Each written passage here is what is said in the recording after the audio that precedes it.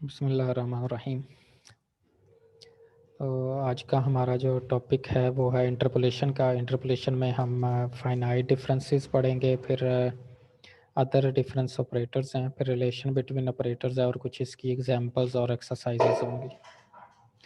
तो ये हमारा टॉपिक होगा आज का। तो सबसे पहले बात करते हैं कि इंटरपोलेशन क्या चीज़ है। तो interpolation is the art of reading between the lines of the table. ये बड़ा एक मशहूर इसका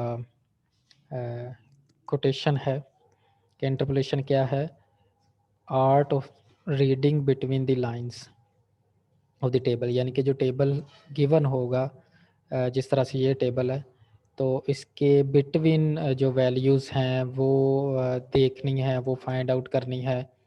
तो इसका जो आर्ट होता है, इसका जो मेथड होता है, उसको हम इंटरपोलेशन बोलते हैं।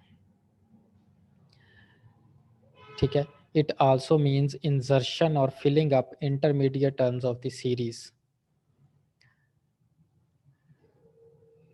ये और ज़रा स्टेटमेंट दे दी गई है कि इंसर्शन और फिलिंग अप, जैसे ये एक टेबल है, इस टेबल के दरमियान में एक्स नॉट एक्स वन, और इसके दरमियान में अगर हम कोई वैल्यू फाइंड करना चाहते हैं वाई की किसी पॉइंट पर, यहाँ पर वैल्यू फाइंड करना चाहते हैं, यहाँ पर कहीं भी वैल्यू फाइंड करना चाहते हैं, तो उसको हम कहेंगे कि ये इंटरपोलेशन मेथड के ज़रिए होगी। So suppose we are given the following values of y is equal to f of x. ये कोई फंक्शन है, इसकी वैल्यूज़ हमें दी गई हैं जो टेबल में ये आपको बताए कि x not x one x two up to so on x n, और इसके अबाउट जो वैल्यूज़ आई हैं वाई की, वो आई हैं y not y one y two and up to so on y n. तो ये एक टेबल हमारा इस तरह से बन जाता है। Thus, the process of finding the value of y corresponding to any value of x is equal to xi between x naught and xn is called the interpolation. Hence, interpolation is the technique of estimating the value of a function for any intermediate value of the independent variable. अब basically ये क्या चीज़ है? Process है, procedure है, method है। किस चीज़ का method है? Finding the value of y, y की वैल्यू फाइंड करने का प्रोसीजर है, corresponding to any value of x, x की किसी वैल्यू के अबाउट, किसी वैल्यू के कॉरस्पॉन्ड अगर हम कोई value between x not and x n, x not से एक्स एन के दरमियान में अगर कोई वैल्यू हम फाइंड आउट करना चाहते हैं, तो उस प्रोसीजर को हम इंटरपोलेशन बोलते हैं। Hence, interpolation is the technique of estimating the value of a function for any intermediate value of the independent variable, while the process of computing the value of the function outside the given range, अगर हम x N से आगे की value को find करना चाहते हैं, x n plus one x n plus two, या कोई आगे की वैल्यू फाइंड आउट करना चाहते हैं, तो उसको हम एक्स्ट्रापोलेशन बोलते हैं। तो इंटरपोलेशन और एक्स्ट्रापोलेशन, इंटरपोलेशन क्या हुआ? Interpolation is the process of finding the value of y corresponding to any value of x between x naught and xn. और एक्स्ट्रापोलेशन क्या होगा? The process of finding the value of y corresponding to any value of x outside the range of x naught and xn, उसको हम extrapolation बोलेंगे। इसकी कुछ exemption होती हैं कि किस तरह से ये हम इंटरपोलेशन अप्लाई करते हैं, तो वो एग्जम्पशन हम देखते हैं कि क्या है। पहले there are no sudden jumps और falls in the values during the period under consideration. तो जो भी इसका क्या मतलब है कि नो सडन जंप्स और फॉल्स, यानी कि एक्स नॉट और एक्स वन जो हमने लिया है, एक्स नॉट लिया है, एक्स वन लिया है, फिर एक्स टू लिया है, तो ये एक तरतीब से हो, इनके दरमियान जो गैप है वो तकरीबन सेम होना चाहिए, इक्वली स्पेस्ड डाटा होना चाहिए। दूसरे लफ्ज़ों में मैं कहूँ इक्वली स्पेस्ड, यानी कि ये एक्स नॉट अगर हमारे पास 2 है, 4 है, 6 है, तो ये इसी तरह से 8 10, तो ये इसके जो है इक्वली स्पेस डाटा होना चाहिए। तो अगर इसके अलावा 5 है, x not is equal to 5, 10, 15, 20, 25 and up to so on, जहाँ तक भी रिक्वायर्ड है। इसी तरह से अगर 3 है, 1 है, 3 है, 5 है, 7 है, तो यानी कि एक इक्वली स्पेस्ड डाटा होना चाहिए। तो there should be no sudden jumps और falls in the values during the period under consideration. एक बात तो ये होगी। दूसरा, the rise and fall in the values should be uniform. तो यही बात मैंने अभी की है कि एक इक्वली स्पेस्ड हो, यूनिफॉर्म उनमें फॉल हो जो भी है। For example, if we are given data regarding deaths in various years in a particular town and some of the observations are for the years in which epidemic or war overtook the town, then interpolation methods are not applicable. ये एक बड़ी बेहतरीन सी example दी हुई है कि अगर हम इस फैसलाबाद की सिटी में हम एक डाटा इकट्ठा करते हैं कि पिछले 10 साल में हर साल में डेथ्स की कितनी रेशियो है, वो तकरीबन सेम होगी, ठीक है। लेकिन अगर किसी साल कोई खुदा ना खास्ता कोई पेंडेमिक आ जाता है, जिस तरह से अब कोरोना आ गया, या कोई और इस तरह से वबा फैल जाती है, कोई खुदा ना खास्ता जंग लग जाती है कोई इस तरह से, तो वो तो डेफिनेटली एकदम से डेथ्स इंक्रीज हो जाएंगी। तो जब इस तरह की सिचुएशन आती है तो फिर हम इंटरपोलेशन अप्लाई नहीं कर सकते। तो हम इंटरपोलेशन जस्ट उस वक्त अप्लाई कर सकते हैं जब इक्वली स्पेस डाटा हो, हमारे पास 10 ईयर्स की ऑब्जर्वेशन सेम हो, तो फिर हम उसको अप्लाई कर सकते हैं। When we apply calculus of finite differences, अब फाइनाइट डिफरेंसेस अब हम आगे पढ़ेंगे कि वो क्या चीज़ है, वो इंटरपोलेशन में ही आगे आती है, इसका सबसेक्शन फाइनाइट डिफरेंस। तो कैलकुलस से ये भी फाइनाइट डिफरेंसेस की, we assume that the given set of observation is capable of being expressed in a polynomial form. Finite difference क्या है? We assume that the given set of observation is capable of being expressed as a in a polynomial form.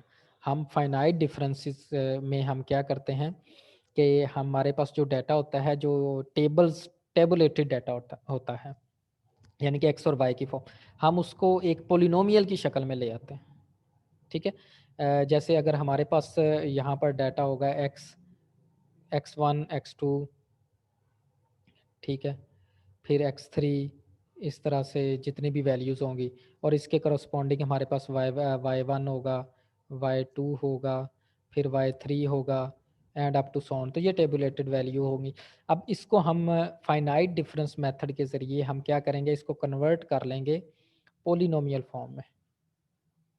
तो ये polynomial में आ जाएगा, quadratic equation बन जाएगी, cubic equation बन जाएगी, या पोलिनोमियल ऑफ डिग्री 4, 5 इस तरह से ये इक्वेशंस बन जाएंगी।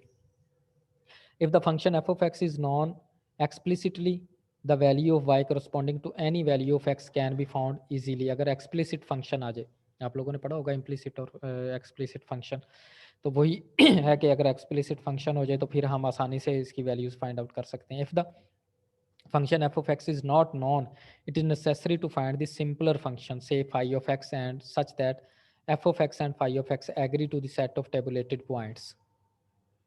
तो हमको ये ऐसा अगर फंक्शन नॉन नहीं है, पता नहीं है, तो पहले हम एक सिंपल फंक्शन फाइंड आउट करेंगे जिसको हम फाई एफ एक्स कहेंगे। कौन सा होगा कि f of x and phi of x agree that the set of tabulated points, वो टेबुलेटेड पॉइंट से उसका मुआजना एग्री होना चाहिए, वो सेम होना चाहिए। This process is called interpolation. If F of x is a polynomial, then the process is called polynomial interpolation and phi of x is called the interpolating polynomial। ये अब हम आगे फाइंड आउट करेंगे। हमारे पास tabulated values होंगी, वहाँ से हम एक इसको फाइनाइट डिफरेंस मेथड अप्लाई करेंगे जिससे हम पोलिनोमियल फाइंड करेंगे, और उसको हम पोलिनोमियल इंटरपोलेशन कहेंगे, ठीक है।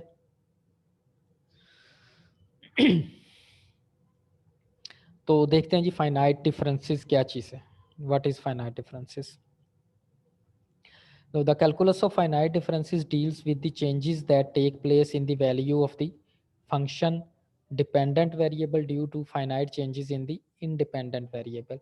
अब हमारे पास जो फंक्शन होता है वो तो होता है y is equal to f of x. अब इसमें x जो होता है वो इंडिपेंडेंट होता है, y डिपेंडेंट होता है, ये ऑलरेडी आप लोगों को पता है। तो हमने क्या करना होता है कि डिपेंडेंट वेरिएबल की वैल्यू फाइंड करनी होती है कॉरस्पॉन्डिंग टू इंडिपेंडेंट वेरिएबल। तो जो भी इंडिपेंडेंट वेरिएबल में चेंज आता जाता है उसी के कॉरस्पॉन्डिंग डिपेंडेंट वेरिएबल में भी चेंज आता जाता है, तो वो एक वैल्यूज़ बन जाती हैं। किस तरह से? A value of the independent variable x is called the argument. अब इसको हम एक्स की वैल्यूज़ को आर्गुमेंट कहेंगे, and the corresponding value of the dependent variable वा इज कॉल्ड एंट्री। एक्स की जो वैल्यूज़ आएंगी इंडिपेंडेंट वेरिएबल की उसको हम जो है वो आर्गुमेंट बोलेंगे, और जो वाई की वैल्यू कोरिस्पॉन्डिंग टू एक्स आएगी उसको हम एंट्री बोलेंगे। Suppose that the function y is equal to f of x is tabulated for the equally spaced values. अब यहाँ पर ये याद रखना है कि हम इक्वली स्पेस्ड वैल्यू की बात कर रहे हैं। तो क्या होगा, एक्स की वैल्यूज़ पहली एक्स नॉट होगी, अब उसमें जो चेंज आ रहा है अगली value x naught plus h, अगली value x naught plus two h, and up to so on x naught plus n h तक ये वैल्यू हम एन वैल्यूज़ ले रहे हैं। अब इसके करस्पॉन्डिंग वाई की वैल्यू क्या आएगी, एक्स नॉट के करस्पॉन्डिंग वाई नॉट हम कह लेते हैं, एक्स नॉट प्लस एच के करस्पॉन्डिंग वाई वन कह लेते हैं। अब हम इसको ये भी कह सकते हैं एक्स नॉट प्लस एच को एक्स वन, ये हमारे पास x two, and up to so on ये हमारे पास एक्स एन की वैल्यू होगी। ठीक है, तो x not x one x two up to so on x n. तो इसमें जो स्पेस इक्वली स्पेस्ड है इसलिए हम x naught plus h, x one क्या होगा एक्स नॉट प्लस एच, और एक्स टू क्या होगा x naught plus two h, and up to so on x naught plus n h. तो ये वैल्यू सेम इसी तरह से एक्स वन के about y one, x two के about y two, and x three के about y three, and up to so on x n के about y n values आ जाएंगी हमारे पास।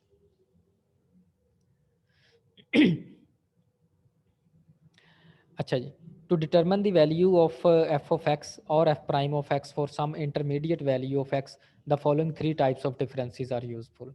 तो ये हमारे पास तीन टाइप के डिफरेंसेस हैं जो हम यूज़ करते हैं एफ ऑफ एक्स या f of prime of x की values intermediate value find out करने के लिए। वो तीन कौन से हैं वो अभी हम देखते हैं जी। पहले नंबर पर फॉरवर्ड डिफरेंस। फॉरवर्ड डिफरेंस क्या चीज़ होती है? तो forward difference, the difference is y one minus y naught, फिर आएगा y two minus y one, फिर आएगा y three minus y two, and up to so on y n minus y n minus one. तो ये जो value होगी हमारे पास जो y not y one y two y three, तो उससे जो हमारा फॉरवर्ड डिफरेंस होगा उसको हम बोलेंगे y one minus y naught, और इसको डिनोट करेंगे डेल्टा वाई नॉट, ये कैपिटल डेल्टा इसको बोलते हैं, delta capital delta y naught. और डेल्टा वाई वन क्या होगा, that is y two minus y one होगा। डेल्टा वाई टू क्या होगा, that is y three minus y two होगा। And up to so on delta y n minus one क्या होगा, वो delta y n minus one होगा, Y n minus one. यानी कि पहले हमारे पास ये एन वैल्यूज़ होंगी, जो उसका फॉरवर्ड डिफरेंस होगा उसमें एक वैल्यू कम आ जाएगी, एन माइनस वन वैल्यूज़ होंगी। ठीक है, इसी तरह से फॉरवर्ड डिफरेंसेस आर, ये एक इसका जनरल फार्मूला बना दिया गया है, delta y r is equal to y r plus one minus y r. यानी कि यहाँ पर अगर आप वन लगाएं डेल्टा वाई वन, तो ये क्या होगा y two minus y one. ठीक है, और अगर आप डेल्टा वाई सिक्स फाइंड करना चाहते हैं फॉर एग्जांपल, तो क्या होगा, तो y seven minus y six, तो ये डेल्टा वाई सिक्स की वैल्यू आ जाएगी। सिमिलरली द सेकंड फॉरवर्ड, अब ये होगा first forward difference, second forward difference को हम डेल्टा स्केयर बोलेंगे। तो डेल्टा स्केयर वाई आर, वो क्या फार्मूला होगा, delta y r plus one minus delta y r. अब फर्ज करें हम delta square y four find करना चाहते हैं, second difference, second forward difference है ये, तो ये क्या होगा, डेल्टा वाई फाइव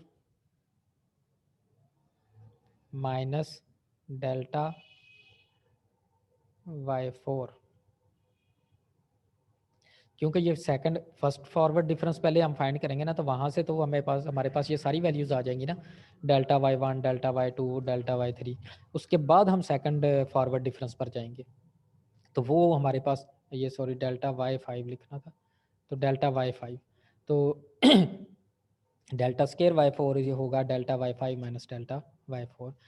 तो पर्टिकुलरली अगर हम देखें तो डेल्टा स्केयर वाई नॉट वो क्या होता है, delta y one minus delta y naught. अब डेल्टा वाई वन की हमारे पास क्या फार्मूला है, वाई टू माइनस वन, और डेल्टा वाई नॉट के लिए हमारे पास है y one minus y naught.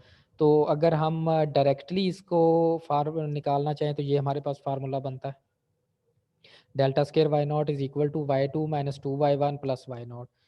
ठीक है, तो ये डायरेक्ट y की वैल्यू से भी ये हम फाइंड आउट कर सकते हैं। इसी तरह से डेल्टा क्यू वाई नॉट क्या बनेगा, वो y three minus three y two plus three y one minus y naught बनेगा। इसी तरह से डेल्टा फोर वाई नॉट क्या बनेगा, वो हमारे पास ये वैल्यू बनेगी जी, y four minus four y three plus six y two minus four y one plus y naught. तो ये वाली हमारे पास वो वैल्यू बनेगी डेल्टा। इसी तरह से हम बाकी की वैल्यूज़ भी फाइंड आउट कर सकते हैं। तो ये है फॉरवर्ड डिफरेंस का मेथड।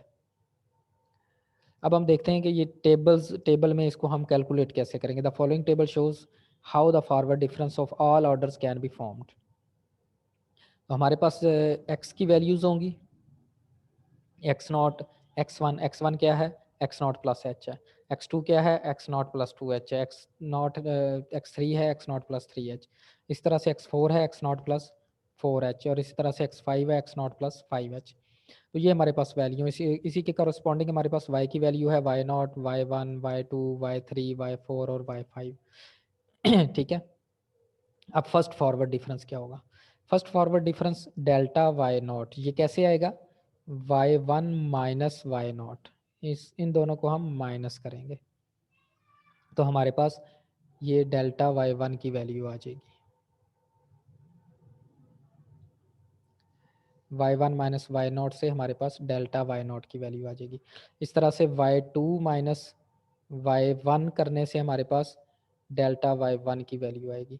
इस तरह से y three minus y two करने से, इनको माइनस करने से हमारे पास डेल्टा वाई टू आएगा। Y four minus y three करने से हमारे पास डेल्टा वाई थ्री वैल्यू आएगी। इसी तरह से y five minus y four करने से हमारे पास डेल्टा वाई फोर की वैल्यू आएगी।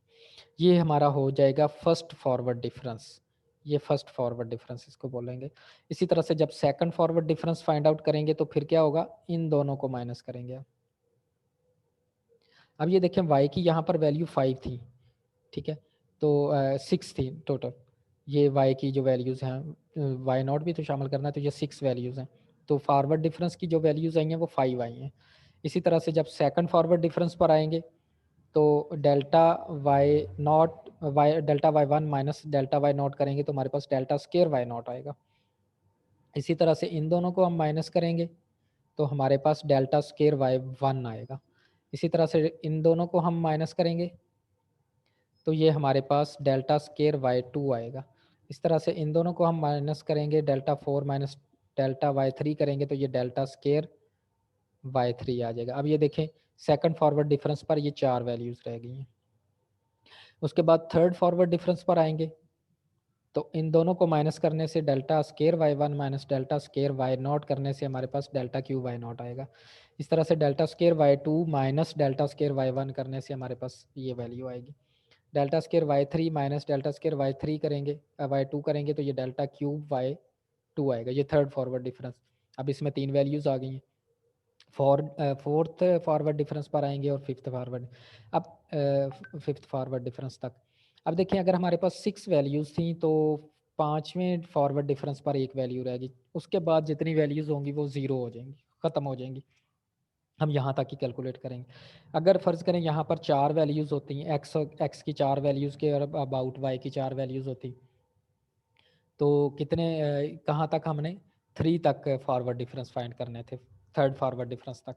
तो अगर यहाँ पर 8 वैल्यूज़ होंगी एक्स की और वाई की तो फिर 7 फॉरवर्ड डिफरेंस फाइंड आउट करने पड़ेंगे। तो इसी के अबाउट यानी कि जितनी ये वैल्यू होंगी, अगर n वैल्यूज़ हैं तो हमने n minus one forward difference find out करने हैं। ठीक है, तो ये इसका टेबल है जी फॉरवर्ड डिफरेंस फाइंड आउट करने का। फॉरवर्ड डिफरेंस की कुछ प्रॉपर्टीज़ हैं, वो देखें कि डेल्टा जो है, कैपिटल डेल्टा, वो ओबे करता है डिस्ट्रीब्यूटिव लॉ को, कम्यूटेटिव लॉ को एंड इंडेक्स लॉज को। यानी कि delta f of x plus minus five of x होगा तो ये delta f of x plus minus five of x. ठीक है। तो इसी तरह से कांस्टेंट अगर मल्टीप्लिकेशन है तो कांस्टेंट बाहर आ जाएगा, डेल्टा एफ ऑफ एक्स आ जाएगा। इसी तरह से delta m delta n f of x है तो इसको हम delta m plus n f of x लिख सकते हैं, ठीक है। तो m and n being positive integers. इसी तरह से delta f of x multiplication है तो ये इक्वल नहीं होगी, तो ये चीज़ आप लोगों ने इसमें ज़हन में रखनी है। Delta f of x into phi of x that is not equal to phi f of x into delta phi of x, ये इसके इक्वल नहीं है।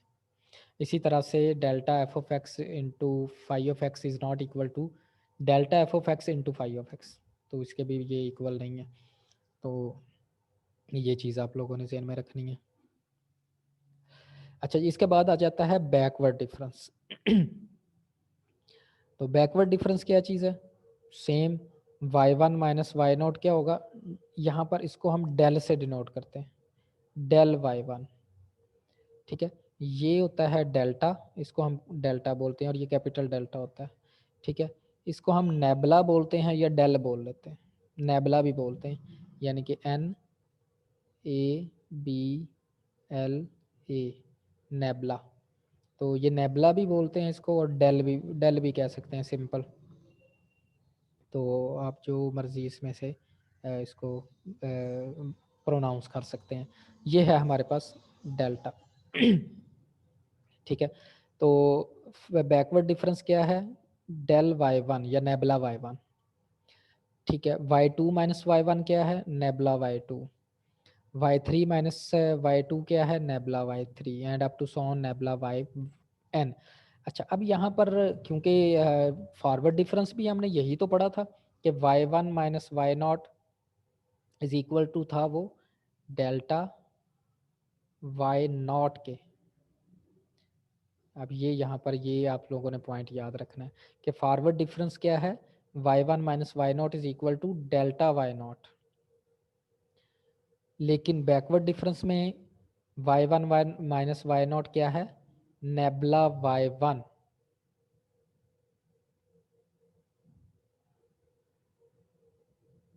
ठीक है। यानी कि फॉरवर्ड डिफरेंस आपका डेल्टा वाई नॉट से स्टार्ट होता है और बैकवर्ड डिफरेंस आपका नेबला y1 से स्टार्ट होता है, बाकी इसमें कोई कैलकुलेशन इनकी सेम ही है। इस तरह से y2 माइनस y1 जो है वो नेबला y2 है, y3 माइनस y2 है नेबला y3 है and up to so on yn minus one जो है वो नेबला yn तक जाता है, are respectively called the first backward difference where nabla is the backward difference operator. ये बैकवर्ड डिफरेंस ऑपरेटर है। और नेबला वाई आर क्या होता है? इसका general formula y r minus one. इस तरह से डेल्टा स्केयर वाई आर के लिए फार्मूला जो होगा वो होगा nabla y r minus nabla y r minus one. इसी तरह से नेबला थर्ड फॉरवर्ड डिफरेंस के लिए ये formula and up to so on. अब यहाँ पर आप आर की जगह वैल्यू रिप्लेस करें, मसलन आप फाइंड आउट करना चाह रहे हैं जी nabla three sorry nabla y3, ठीक है, फर्स्ट फॉरवर्ड डिफरेंस में, तो ये क्या होगा? y3 माइनस y2, ठीक है, y3 माइनस y2 ये वाला नेबला y3। तो ये इसमें फ़र्क है। तो इसी तरह से जिस तरह से नेबला स्केयर y2 वो होता है nebula y2 minus nebula y1, तो नेबला y2 जो होता है वो y2 माइनस y1 होता है और नेबला y1 जो होता है वो y1 माइनस y नॉट होता है और ये बनता है y2 minus 2y1 plus y not. तो ये इसकी वैल्यू बनती है। इस तरह से nabla 3y3 is equal to nabla square y3 minus nabla square y2 और ये आपके पास बनती है y3 minus 3y2 plus 3y1 minus y naught, ठीक है जी। अच्छा,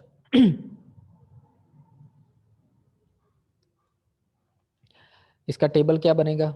ये देखें टेबल इसका, एक्स नॉट की हमारे पास अगर ये 6 वैल्यूज़ हैं, x not x1 x2 x3 x4 और x5 तक, तो इसके करस्पॉन्डिंग y की भी 6 वैल्यूज़ होंगी, ठीक है, y not y1 y2 y3 y4 and y5।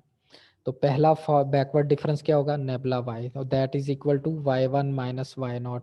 इसको इससे माइनस करना है, ठीक है, तो ये बनेगा नेबुला y1। इस तरह से y2 माइनस y1 करेंगे तो ये नेबुला y2 बनेगा। इस तरह से y3 माइनस y2 करेंगे तो ये नेबुला y3 बनेगा। y4 माइनस y3 करेंगे तो ये नेबुला y4 बनेगा। अब ये देखें कि सेम प्रोसीजर है, फॉरवर्ड डिफरेंस का भी बैकवर्ड डिफरेंस का भी सेम प्रोसीजर है। तो इस तरह से ये माइनस करेंगे तो ये हमारे पास नेबुला y5 आएगा। अब फ़र्क क्या है, कहाँ है कि फॉरवर्ड डिफरेंस में ये डेल्टा y0 बनता है, लेकिन बैकवर्ड डिफरेंस में ये नेबुला y1 बनता है। सेम इसी तरह से अगर सेकंड फॉरवर्ड डिफरेंस आप सॉरी बैकवर्ड डिफरेंस आप फाइंड आउट करना चाहते हैं तो आप इन दोनों को माइनस करेंगे। ठीक है, इन दोनों को माइनस करने से हमारे पास नेबुला y3 नेबुला 3y3 आ जाएगा and up to so on. और इसी तरह से फोर्थ बैकवर्ड डिफरेंस और फिफ्थ बैकवर्ड डिफरेंस यहाँ पर भी उतने ही बनेंगे जितने फॉरवर्ड डिफरेंस के बने थे ऑर्डर, तो इसका भी उतना ही बनेगा। अगर आपके पास 6 एंट्रीज है तो आपके पास आप 5 बैकवर्ड डिफरेंस बना सकते हैं, और अगर 7 एंट्रीज हैं तो 6 बैकवर्ड डिफरेंस बनेंगे and up to so on. ठीक है, इसी तरह से एक होता है सेंट्रल डिफरेंस। ठीक है, फॉरवर्ड डिफरेंस, बैकवर्ड डिफरेंस और सेंट्रल डिफरेंस, ये 3 डिफरेंसेस हैं। तो सेंट्रल डिफरेंस क्या होता है जी? द सेंट्रल डिफरेंस ऑपरेटर, ये डेल्टा, ये भी डेल्टा, इसको स्मॉल डेल्टा बोलते हैं। ठीक है, जो इस तरह से लिखा जाता है, ये स्मॉल डेल्टा है, ये भी डेल्टा ही। ठीक है,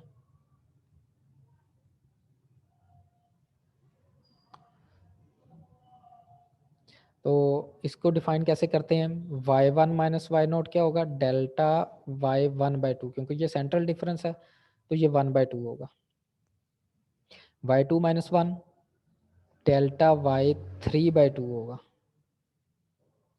एक इसमें 1/2 में एक ऐड करते जाएं आप नेक्स्ट आगे आगे, क्योंकि सेंट्रल डिफरेंस है हाफ है, दरमियान में से हम सेंट्रल डिफरेंस का मतलब है।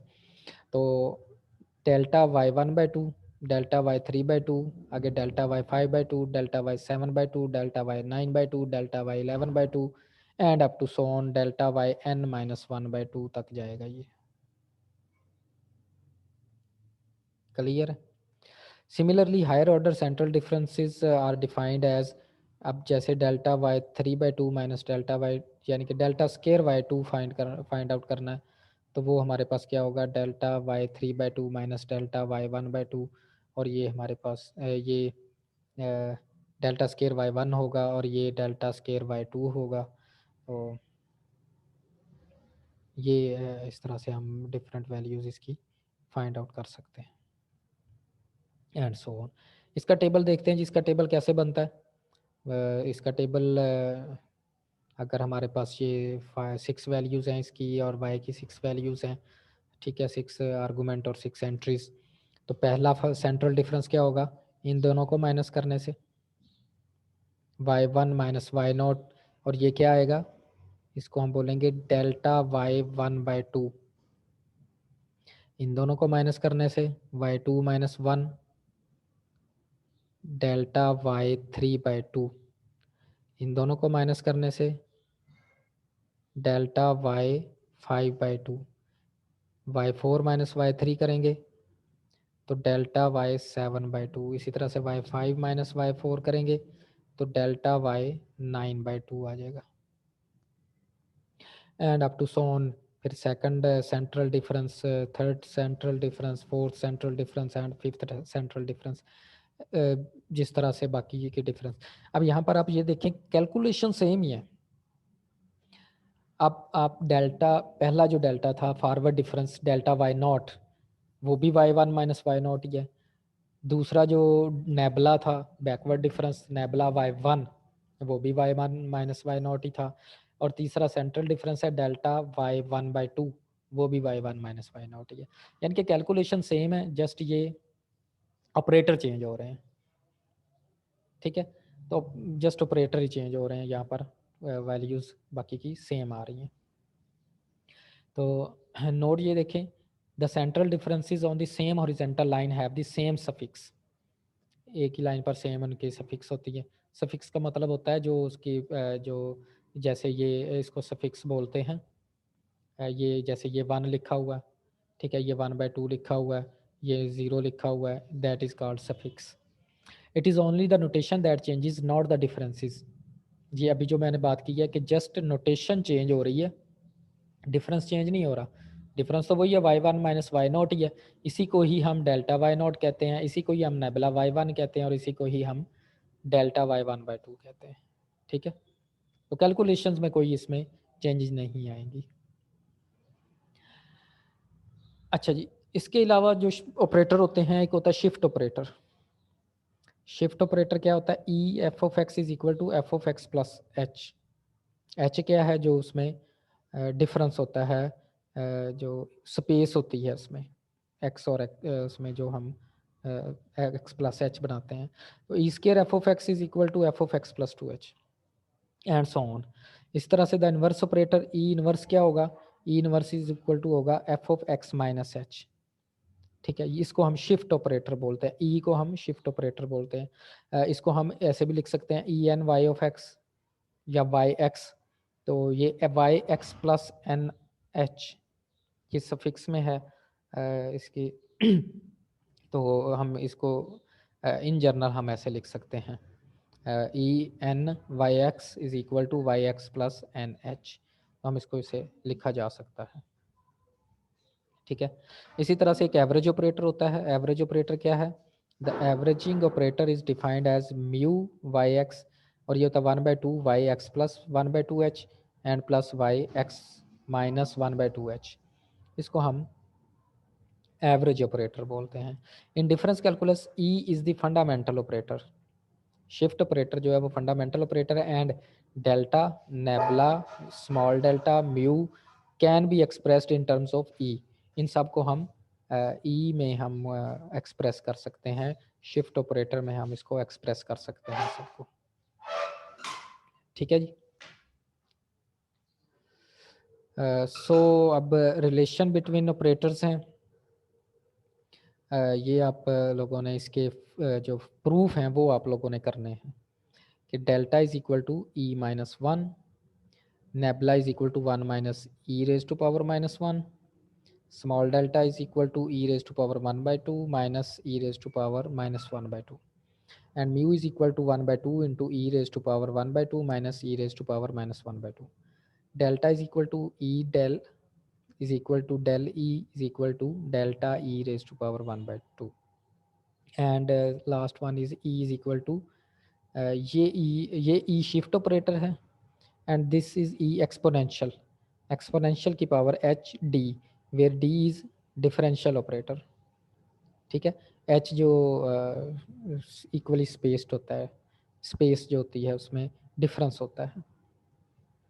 तो ये 6 ऑपरेटर्स हैं, इनकी आप लोगों ने प्रूफ भी करने हैं। ठीक है, तो वो मैं आप लोगों पर छोड़ता हूँ कि इनके प्रूफ्स क्या हैं, वो आप लोगों ने ढूंढने हैं और प्रूफ इसके करने हैं। ठीक है जी।